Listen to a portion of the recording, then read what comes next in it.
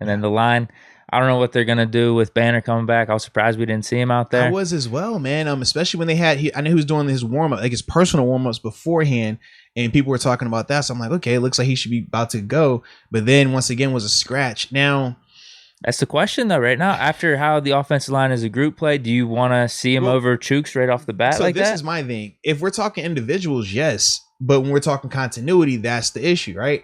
Because individually, we can all point to Chooks and say, okay, man, he is the weak link right now, right? Now, the other question, Chooks, Dan Moore. You stick with Dan Moore?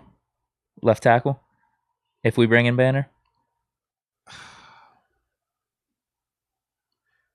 I probably would coming off of this game.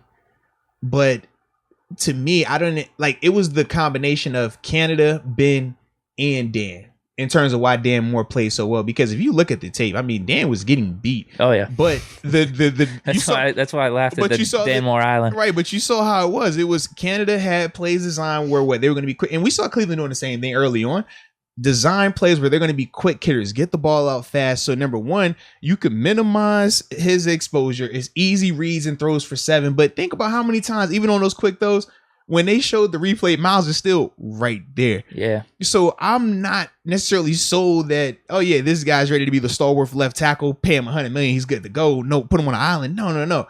But when you're talking about mixing it up now, if you take Chooks and put him on left side now, after how many weeks of him being on the right, how long does it take for him to get adjusted to that? Yeah.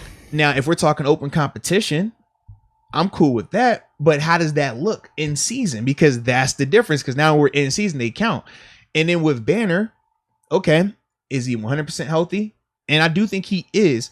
But now, conditioning wise, is he ready to play 60 plus snaps as well? Because those guys don't rotate. And we know, I mean, you get tired on that offensive line, you're going to get beat. Yeah.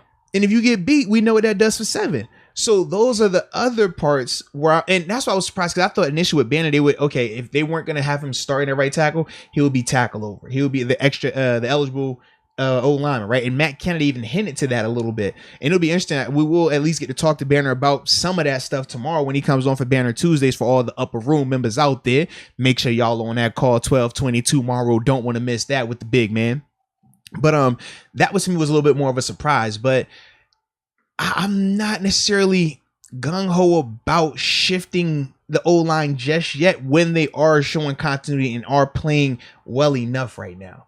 That's my only thing. But if we're just in a vacuum, if we're just simply saying who would I rather have between Chooks and Banner, I'm leaning Banner because I've seen so much negative from Chooks that even though he's playing well, I can't forget the negative that I've seen from him this season already. Whereas with Banner, we haven't necessarily seen any of that just yet. Right. Yeah, he even had some plays in that game with some of those penalties and everything. Mm-hmm. Banner's first game, if he does come back in this one, Khalil Mack. Exactly. That's a tough test right there. We're going to talk about our friends at Manscaped because they always come through for us. And I will say this, man, for those that listen to us, when we said, man, you don't want your jack-o'-lanterns looking real scary. You want to make sure they're smooth with no hair on them. I'm sure that they had a great time last night on Halloween because they were aerodynamic. I know for me, I ain't have a lot of sweat going on. I was smooth and ready to go, baby, like a ninja supposed to be, because that's what I dressed up as for being my little man, all right? But with that being said, man, shout out to Manscaped and their awesome products, as we talk about always, the Lawnmower 4.0, but their performance package, more importantly, is what I want to talk about today because it's wintertime. It's wintertime. You need more than just the lawnmower because the lawnmower is dope, but sometimes you gotta get the nostril hairs. Right. When the last time you shaved nostril hair? Well, the trimmers are actually in that 4.0 package. We talk about how when it gets a little warmer, you got to put more clothes on. Well, with more clothes, you might sweat a little more.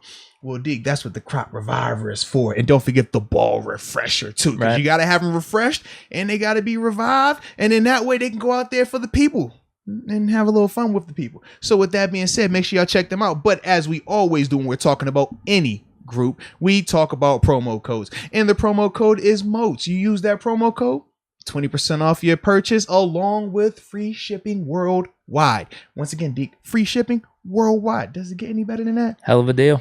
Can't go wrong right there, ladies and gentlemen. So it's simple. Manscaped.